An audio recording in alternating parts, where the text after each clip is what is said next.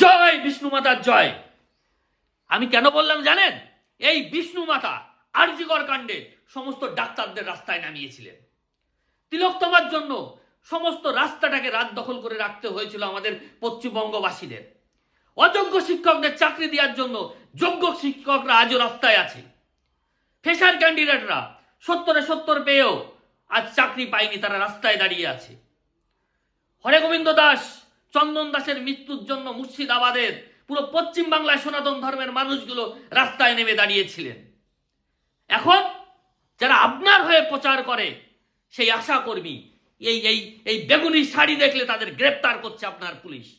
কোথায় যাচ্ছেন আপনি? একটা কথা মাথায় রাখবেন, এই 26-এর নির্বাচনে আপনি যে 14 তলায় বসে এদের রাস্তায় নামিয়েছেন জনসাধারণকে, এই জনসাধারণই ওই 14 তলায় রাজত্ব করবে, আর আপনি শুধু একা রাস্তা দখল করে থাকবেন।